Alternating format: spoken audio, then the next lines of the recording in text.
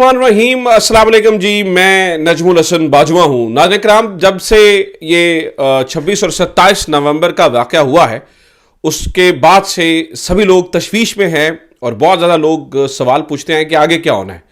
हम सब ये पूछते हैं कि आगे क्या होना है, क्योंकि बहुत मायूसी है। ऑब्वियसली बहुत ज़्यादा लोग जो है वो जान से गए, बहुत ज़्यादा लोगों को गोलियों का निशाना बनाया गया और सब कुछ। और फिर जो अफसोसनाक सूरत हाल है नाज़रीन किराम, जो जिस वीडियो ने कोहराम बचाया हुआ है, वो कंटेनर के ऊपर जो बैठा बंदा नमाज पढ़ रहा था, जिस तरह उसको गिराया गया। और ये बात वाज़ेह हो गई कि भाई फिर दिलों के अंदर कितनी नफरतें आ चुकी हैं कि भाई कंटेनर के ऊपर बैठे नमाज पढ़ने वाले बंदे को भी नहीं बख्शा गया। खैर, इसके बाद बहुत ज़्यादा मायूसी हुई, लोग बहुत ज़्यादा मायूस थे, धरना ख़त्म हो गया और ये वो।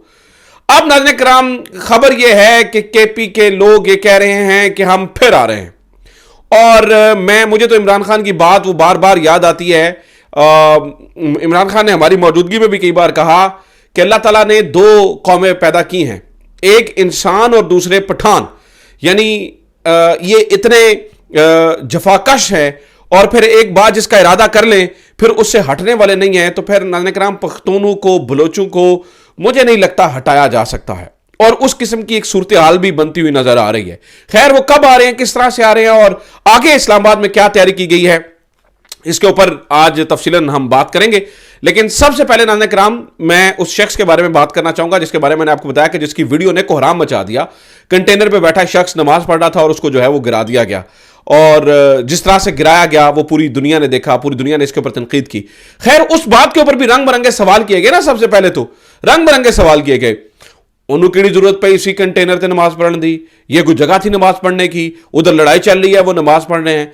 यानी कि बहुत ज्यादा, यानी मैं हैरान। और बड़े बड़े लोग नहीं है हमारे, मैं अब क्या ही कहूं। यानी वजी सानी साहब जियो टीवी के ऊपर, आपको पता है, खबरें पढ़ते हैं, उन्होंने भी ये सवाल उठा दिया, यार ये जो कंटेनर पे नमाज पढ़ रहा था कि वक्त है, यानी कि कोई उधर लड़ाई हो रही है, इधर ये नमाज पढ़ रहा है। उसके ऊपर हमारे दोस्त हैं तारिक मतीन साहब, उन्होंने बड़ा खूबसूरत जवाब दिया। उन्होंने कहा अगर ये सारे लोग करबला में भी होते ना तो उधर भी इन्होंने कहना था इधर क्या जरूरत थी इमाम आली मकाम को नमाज पढ़ने की, उधर लड़ाई चल रही है, इधर ये नमाज पढ़ने। यानी कि ये नहीं कि उसने तशबीह दे दी या मुशाबत कर दी, लेकिन एक वाक़े के तौर पे मिसाल देके समझाया कि जिन्होंने तनकीद करी, यानी इस बात पे भी तनकीद कर रहे हैं कि भाई उधर लड़ाई चल रही थी तो तुम इधर नमाज क्यों पढ़ रहे थे। और अगर ये लोग इस बंदे के ऊपर तनकीद कर रहे हैं तो फिर ऐन मुमकिन है कि ये फिर वहां पर होते ना तो फिर वहां पर भी इसी तरह की तनकीदें करते। खैर, वो बंदा पूरी दुनिया में वायरल हो गया। इसके बाद इसको काउंटर करने के लिए इन्होंने सबसे पहला काम यह किया नाज़रीन किराम कि इन्होंने अपनी तरफ से एक फेक बंदा निकाला। और कौसर काज़मी साहब जो कि इनके मुशीर भी हैं, इन्होंने उसको शेयर भी किया कि उस बंदे ने मुंह पे चादर ली हुई थी। यानी कि फेक न्यूज़ प्रोपेगेंडे का पूरा तूफान आया हुआ था, पूरा तूफान। तो उसने बताया जी मैं तो ऊपर टिकटॉक बना रहा था, मैं को नमाज थोड़ी पढ़ रहा था, टिकटॉक बना रहा था और मुझे नीचे से गिरा दिया गया, दिस एंड दैट, ये सारी कहानी हुई। बाद में वो बंदा असल जिसको गिराया गया उसके दोनों बाजू टूट गए। पहले पहले तो खबर आई कि उसकी गर्दन की हड्डी टूट गई और वो शहीद हो गया, लेकिन बाद में पता चला जी नहीं, उसके दोनों बाजू टूट गए। और वो जब नीचे गिरा तो यकीनी तौर पर काफी जख्मी हुआ और उसकी सारी इतलात आ गई। वो अस्पताल में मौजूद था और फिर यह भी पता चल गया कि उसका नाम क्या था और कहां से उसका ताल्लुक था। पता चला जी उसका नाम ताहिर अब्बास तारड़ था और उसका ताल्लुक जो है ना वो मंडी बहाउद्दीन से था। अब बात यहां तक रुक जाती तो फिर भी नाज़रीन किराम मैं कहता चलो यार कुछ शर्म और हया हमें बाकी बची है। इसके बाद अगली कहानी सुनिए। मोनस इलाही साहब ने अभी इस शख्स के बारे में कुछ देर पहले ट्वीट करके बताया है कि ये जिस शख्स को ऊपर कंटेनर से नीचे गिराया गया, ताहिर अब्बास तारड़ मंडी बहाउद्दीन का रिहायशी, उसको अस्पताल से गायब कर दिया गया है और उसकी फैमिली को गांव से गायब कर दिया गया है। लो, यानी कि वो मीडिया पर ना आ जाए, उसे इंटरनेशनल मीडिया ना उठा ले, उसके ऊपर बातें ना होना शुरू हो जाए। एक दो वीडियोस उसके सामने आई, यानी कि उसके ऊपर व्लॉग्स, उसको इंटरव्यूज ना उसके लिए जाने लगे, ये ना हो जाए, क्योंकि इलेक्ट्रॉनिक मीडिया तो खैर कुछ सुनेगा ही ना, वो तो उसको तो सुमन बुक मुनमुन है। नाज़रीन किराम, इस नमाज पढ़ते हुए शख्स को जिसके दोनों बाजू टूट चुके हैं, उसको इतना जुल्म उसके ऊपर करने के बावजूद भी अभी भी चैन नहीं पड़ा। और मोनस इलाही साहब बता रहे थे कि उसको अस्पताल से गायब कर दिया गया है और उसके घर वालों को पूरे गांव मतलब पिंड से ही गायब कर दिया गया है। इसके बाद और क्या, मुझे और कुछ समझ में नहीं आती, मुझे कुछ समझ में नहीं आ रहा नाज़रीन किराम, मेरी अकल काम नहीं कर रही है। ये क्या चल रहा है पाकिस्तान में, ये क्या हो रहा है पाकिस्तान में, ये किस तरफ चल निकले हैं हम और क्यों चल निकले हैं हम, और क्यों, मतलब इतना बड़ा जुर्म है नमाज पढ़ना। یعنی کیوں جی ادھر کنٹینر پہ کھڑے ہو کے نماز کیوں پڑھ رہا تھا. تو یہ جو ہے نا اس کے بارے میں اپڈیٹ تھی, تو آئی تھاٹ میں آپ کو بتا دوں. اب ناظرین کرام ذرا دوسرا سن لیجئے, وہ یہ ہے کہ کے پی کے لوگوں نے اس وقت ٹھانی ہوئی ہے کہ وہ کسی صورت بھی گھر میں نہیں بیٹھیں گے. آپ جائیے اور جو کے پی کے تحریک انصاف کے گروپس ہیں, یا پھر اگر آپ ایکس وغیرہ استعمال کر رہے ہیں تو آپ ذرا تھوڑا سا ڈھونڈنے کی کوشش کریں کہ کے پی میں اس وقت کیا ماحول بنا ہوا ہے, تو آپ کو اندازہ ہوگا کہ وہاں پر ٹرینڈ چل رہا ہے ہیش ٹیگ ہم پھر آ رہے ہیں, ہیش ٹیگ ہم پھر آ رہے ہیں. اور اس دفعہ وہ کہہ رہے ہیں کہ پہلی دفعہ ہمیں پتہ نہیں تھا کہ ہمارے اپنے ہم پر گولیاں چلا دیں گے.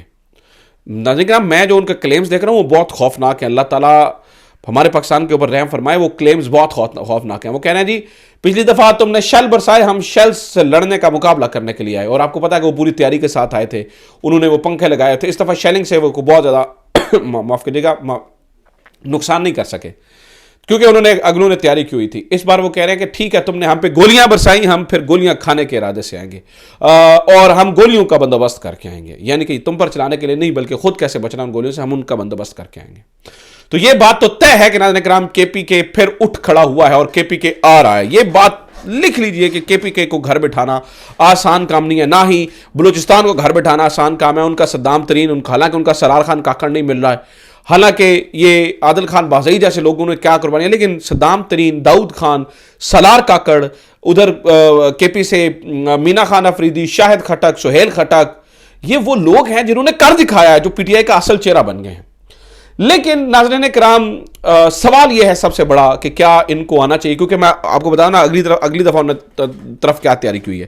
سب سے پہلی بات تو یہ ہے کہ کیا صرف کے پی کے اور ان کو نکلنا چاہیے, کیا صرف یہ کے پی کے اوپر مور لگی ہے کہ انہوں نے ہی نکلنا ہے, باقی کسی نے نہیں نکلنا. کیونکہ ناظرین کرام ہماری اطلاعات یہ ہیں, ہمارے پاس اطلاعات یہ ہیں کہ پنجاب سے لوگ نہ نکلنے پر بڑا زیادہ جو ہے نا وہ لیڈرشپ پریشان ہے. تو پنجابی اگر نہیں نکلے ہیں تو کیا یہ دیکھیں, میں خود پنجابی ہوں, آپ کو پتا ہے میں ہمیشہ میں اپنی ماں بولی دی ایڈوکیسی کیتی ہے, ٹھیک ہے, ہمیشہ پنجاب دا نا جتھے آندا ہے اسی فخر نہ دستے ہیں اسی پنجابی ہیں. لیکن معاف کیجیے گا, معذرت کے ساتھ لکھ کے رکھ لیجیے, اس موقع کے اوپر لے گئے پختون, لے گئے بلوچ, جو ہے نا وہ بازی لے گئے. اور وہ پھر اس کی مثال لیجیے ناظرین کرام, میں ابھی ایک جنازے کی ویڈیو دیکھ رہا تھا, اس جنازے کے اندر جو نعرے لگ رہے ہیں اور جس طرح سے لگ رہے ہیں وہ بڑے ہی جو ہے نا وہ حیران کن ہے کہ ابھی یار وہ کہتے ہیں جی شہیدوں کے خون سے انقلاب آئے گا, شہیدوں کے یعنی کہ انقلاب والے نعرے. اور اس طرح کی صورتحال کو آپ مجھے نہیں سمجھ آتا گورنمنٹ کاؤنٹر کیسے کرے گی. یہ نہیں کر سکتے ہیں, ان کے بس کی بات ہی نہیں ہے, یہ ممکن ہی نہیں ہے کہ یہ اس طرح سے کر سکے. اچھا جناب, اب دوسری طرف یہ بھی سوچ لیجئے کہ ناظرین کرام انہوں نے تیاری کیا کر رکھی ہے. اچھا یہ بھی میں آپ کو بتا دوں کہ پنجاب نہیں نکلا نا تو اس کے اوپر کافی گڑبڑ ہوئی ہے, اور پی ٹی آئی نے کچھ بڑے فیصلے بھی کیے ہیں, کچھ ریزگنیشنز واپس بھی گئے ہیں, اور بشرا بی بی کے حوالے سے بھی کچھ فیصلہ کیا گیا ہے, وہ بھی میں آپ کو ساتھ ہی ساتھ بتا دوں, پھر میں اگلی بات کرتا ہوں آپ کے ساتھ.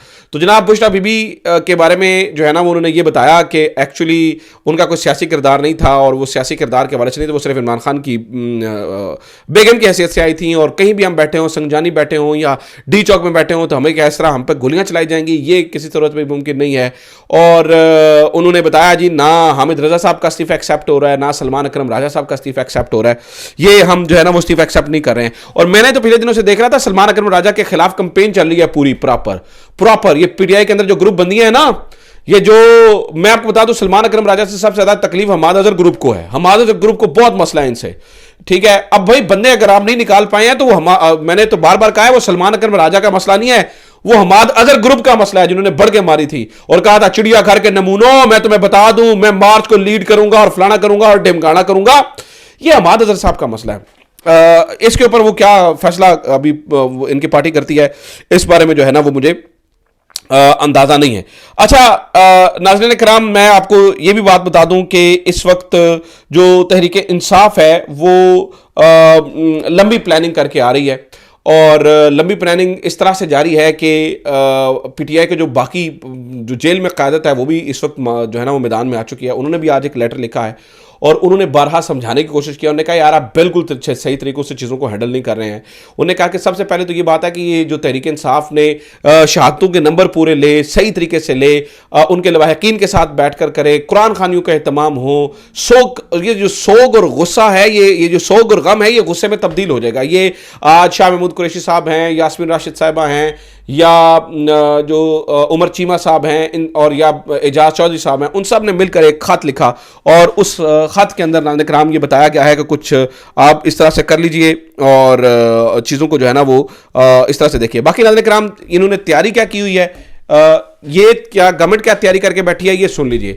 آج ایک اہم ترین میٹنگ ہوئی اور اس اہم ترین میٹنگ میں امن و امان کی صورتحال کے حوالے سے بات ہونی تھی, اور اس میں آرمی چیف صاحب موجود تھے, شہباز شریف صاحب موجود تھے, جس میں یہ کہا گیا جی تحریک انصاف نہیں, یہ تحریب انصاف ہے اور ان کے ہاتھ توڑ دینے چاہیے.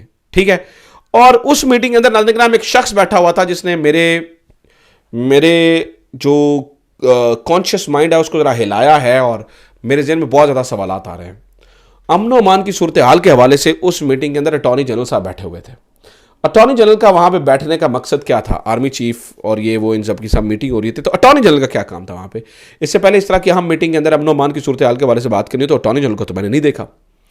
اس ملاقات کا کیا مقصد تھا؟ ناظرین کرام عین ممکن ہے یہ طے کیا جا رہا ہو کہ پی ٹی آئی کے اوپر پابندی کیسے لگانی ہے. اور میں آپ کو بتا دوں کہ اس دفعہ اسلام آباد میں بھی پکی تیاری کی گئی ہے, وہ پی ٹی آئی کے اوپر پابندی لگانے کو تیار بیٹھے ہیں, اور ہو سکتا ہے گورنر راج کا آپشن ڈسکس ہو رہا ہے. ایک بات یاد رکھیے گا, جب اس طرح کا ماحول ہوتا ہے نا, تو آپ جب لوگوں سے اس طرح سے بولنے کا حق اور یہ چھین لیتے ہیں, تو پھر لوگوں کے اندر جو غم و غصہ ہے نا, وہ جو پریشر کوکر پھٹتا ہے, اس بات کا انہیں اندازہ نہیں ہو پا رہا ہے. پی ٹی آئی کے اوپر پابندی لگانے کی پوری تیاری مکمل ہو چکی ہے. میں آپ کو بڑے وثوق سے بتا رہا ہوں کہ انہوں نے اندر کھاتے ڈسکس کر رہے ہیں چیزیں کو کہ لگانا اتنا آسان نہیں ہے, لیکن پھر بھی اندر کھاتے پاسبلٹیز ڈسکس ہو رہی ہیں اور بہت ساری چیزیں ڈسکس ہو رہی ہیں. اور خاص طور پر جو آج امن و امان کی میٹنگ تھی, اس کے اندر شہباز شریف صاحب کا اس طرح بولنا, اور پھر وہاں پر اہم ترین شخصیات کا موجود ہونا, اور اٹارنی جنرل کا موجود ہونا. اٹارنی جنرل کی موجودگی نے نا میرے آئی بروز کھڑے کیے ہیں, اینڈ مجھے لگ رہا ہے کچھ گڑبڑ ہے اور یہ سوچ رہے ہیں پی ٹی آئی کے اوپر, تو لہٰذا دونوں طرف سے اب سین ہو چکا ہے. تو اب یہ کب آتے ہیں ناظرین کرام؟ اب ناظرین کرام یہ جب آئیں گے, یہ مجھے لگتا ہے کہ وہ جو نئی پی ٹی آئی کی قیادت ہے یہ سے لیڈ کرے گی. پرانی پی ٹی آئی کی جو قیادت ہے نا وہ کھوکھلی ہو چکی ہے, اور بہت جلدی میں نے دیکھ رہا ہوں کہ وہ یہاں پر آ سکتے ہیں. سو یہ اب تک کہ کچھ خبریں ہیں, یہ کچھ سچویشن بن رہی ہے, دیکھتے ہیں کے پی کے کب اٹھتا ہے. لیکن مجھے لگتا ہے کہ اس دفعہ پنجاب کو, اگر پنجاب نہیں اٹھتا نا, تو آنا کے پی کو بھی نہیں چاہیے. میں بڑے واضح طور پہ آپ کو بتا رہا ہوں, کے پی کے اوپر کوئی مجبوری نہیں آنے کی. کیا صرف لاشیں اٹھانے کا کام ان کا ہے؟ نہیں. میں یہ نہیں کہہ رہا ہوں کہ میں کوئی اس طرح سے کوئی صوبائیت کی بات کر رہا ہوں, لیکن میرے کہنے کا مطلب ہے پنجاب رسپونڈ نہیں کرے گا اس طرح سے, تو پھر کے پی کے اکیلا کتنا مار کھائے گا. تو یہ اب تک کی اطلاعات ہیں. امید کرتا ہوں یہ ویڈیو آپ کے لیے انفارمیٹیو رہی ہوگی. اپنا خیال رکھیے. خدا حافظ. پاکستان زندہ باد.